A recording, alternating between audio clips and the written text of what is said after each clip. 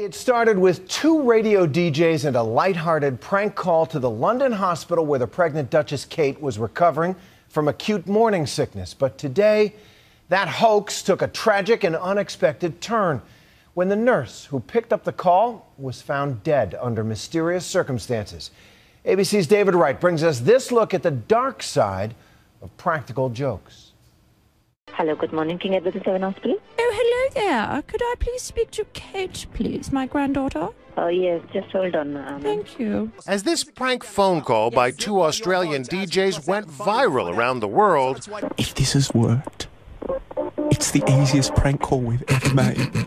one can only imagine that the nurse who put the call through must have been mortified. It is with deep sadness that I can confirm the tragic death of a member of our nursing staff, Jacinta Saldana. Everyone is shocked by the loss of a much-loved and valued colleague. Today, the Duke and Duchess of Cambridge echoed that sentiment. Their Royal Highnesses were looked after so wonderfully well at all times, said a statement from St. James Palace. Their thoughts and prayers are with Jacinta Saldana's family, friends, and colleagues at this very sad time. Hello, I'm just after my granddaughter Kate. I want to see how her little tummy bug is going. Suddenly, that practical joke at the expense of Kate's caregivers. When is a good time to come and visit her? Because I'm the Queen, so I need a lift down there. Doesn't seem all that funny anymore. Clearly, the DJs who were involved in it never could have anticipated that this would happen. I don't think they even thought they would be successful. Today, for the Australian DJs who made the call, major backlash. Their station had already apologized for the prank Wednesday. But today, the station's Facebook page got bombarded with outraged messages, some saying they have blood on their hands. Twitter and YouTube have helped make this a golden age for practical jokes, amplifying humor to a worldwide audience. One example currently making the rounds is this Brazilian TV footage,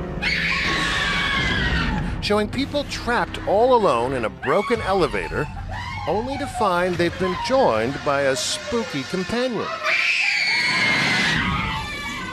Part of what makes it so funny is that it plays to a universal human fear.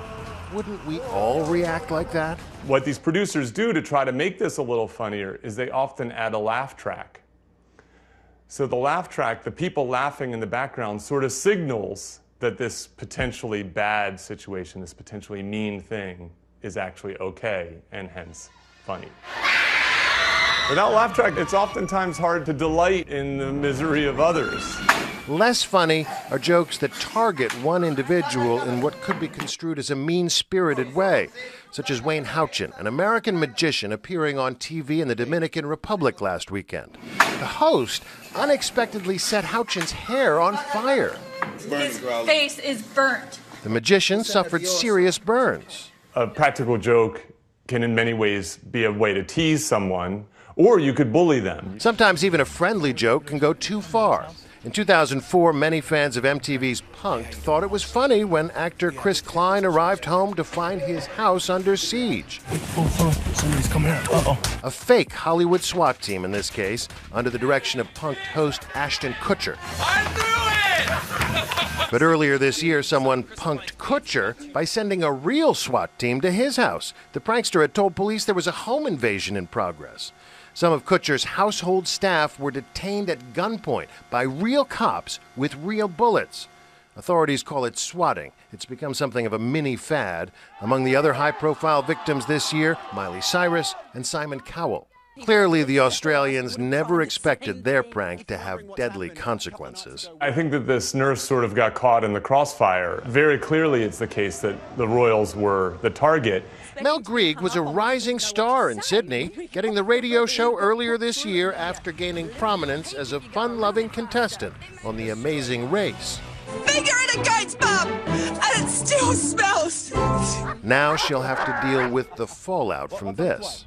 If you think about it, there's another obvious person bound to be hurt by this particular practical joke.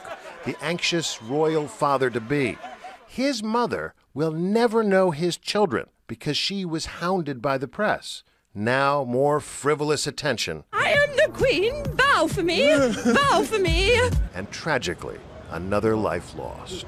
I'm David Wright for Nightline in Los Angeles.